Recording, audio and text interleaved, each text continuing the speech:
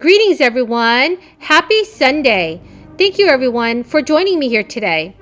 This is your daily news report and fourth stimulus check update. Over 150 economists and 21 senators now support recurring monthly stimulus payments for millions of Americans. A petition for monthly stimulus checks of $2,000 is nearing its goal of 3 million signatures as this crisis continues to surge across the United States. Those who have pushed for recurring direct aid includes 21 senators and 150 economists.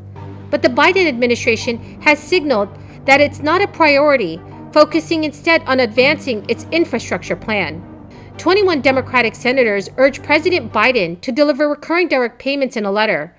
The lawmakers argued that the last federal stimulus check of $1,400 would not be enough to support low-income families through the ongoing crisis.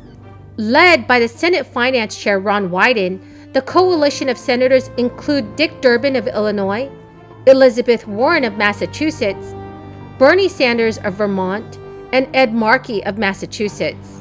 The group included a broad range of Democrats, from moderates like Stabenow and Bennett to progressives such as Booker and Warren, and 6 committee chairs across finance, agriculture, banking, judiciary, and budget. These lawmakers wrote, "These payments help keep families out of poverty, but they also act as an economic stimulus by increasing spending and supporting jobs. Now is a time for boldness." The lawmakers did not specify how large and frequent the payments should be.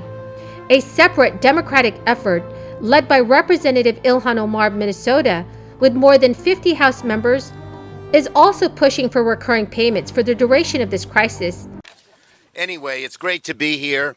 I want to thank our great speaker, Nancy Pelosi. She mentioned George Miller, my landlord for 35 years. I used to tell people I've lived with my wife 37 years and with George Miller 35 years, because he was the house in which we lived. But she has been such a passionate leader for all of these things, and we're great partners, and we probably talk to each other about 5-6 times a day. And as I've mentioned previously, she once in a while now laughs at my jokes.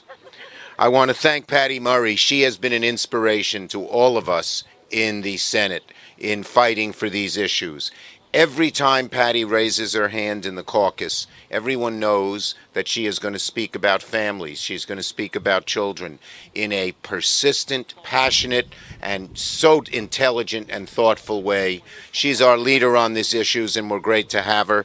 And the 2 men here, Chuck Schumer and Ron Wyden, willingly follow her lead. And I could say the same thing about my great partner and friend on this issue, Kirsten Gillibrand. You know, having a more diverse Senate or any legislative body really makes a difference. We saw it yesterday when Cori Bush had been evicted herself and knew the horror of being evicted and led the charge. But both Kirsten and Patty, as well as Speaker Pelosi, have seen how women are discriminated against, how our laws never paid attention to things that matter, of course, to all of us, and of course to families, but to women in particular. And the fact that they are in the Senate, and the fact that they are working so hard on these issues and are beacons for us, means that we are going to succeed on these issues. So how many of you were on the bus? Hi, bus people. We're also trying to get some money for electric buses, so those buses are nice and clean. There's a lot of things to do. We got a lot to do.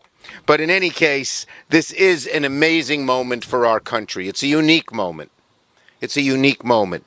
When you think back to our history and you realize there are certain moments where you can change America.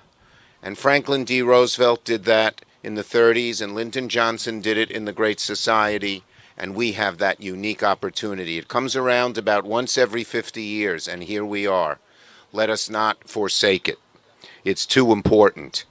Now, people are beginning, after these vaccines are being distributed.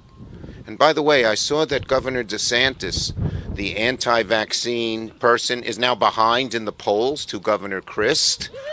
Yeah, it doesn't pay to be backward on these issues, even politically. But in any case, now that we're getting back to work, We're starting to rebuild our lives. Too many families still struggle to make it.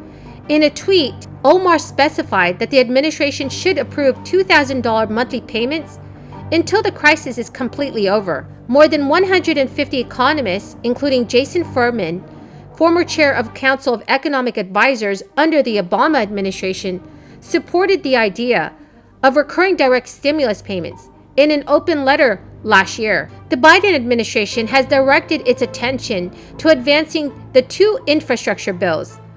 The package is far too short of the $2.25 trillion proposal that President Biden unveiled in March. That measure, known as the American Jobs Plan, included money for roads, bridges, and public transportation, but it drew criticism from many Republicans for also making investments in areas not traditionally considered infrastructure, such as caregiving for the aging Americans and workforce training. The package would also provide $39 billion to modernize public transit, according to the bill text. That is less than the $49 billion contained in the earlier bipartisan deal, and the $85 billion that President Biden initially wanted to invest in modernizing transit systems and help them expand to meet rider demand. This deal would invest $17 billion in port infrastructure and $25 billion in airports to address repair and maintenance backlogs, reduce congestion and emissions near ports and airports, and promote electrification and other low-carbon technologies. Then the bill would also invest $73 billion to rebuild the electric grid, according to the bill text. It calls for building thousands of miles of new power lines and expanding renewable energy. It would provide $55 billion to upgrade water infrastructure. It would then replace lead service lines and pipes so that communities have access to clean drinking water. The deal leaves out Biden's proposal to spend $400 billion to bolster caregiving for aging and disabled Americans, the second largest measure in the American Jobs Plan. His proposal would have expanded access to long-term care services under Medicaid, eliminating the wait list for hundreds of thousands of people. It would have provided more opportunity for people to receive care at home through community-based services or from family members. There would also be improved wages of home health care workers who now make approximately $12 an hour, and would have put in place an infrastructure to give caregiving workers the opportunity to join a union. So everyone, that's the end of the video for tonight. Thank you everyone for joining me here today. I greatly appreciate it. Remember that next Friday I will be announcing more winners of my Amazon gift card giveaway. Please enter the giveaway by liking this video, leaving a comment below, and also subscribing to my channel. Thank you everyone, and have a very blessed week.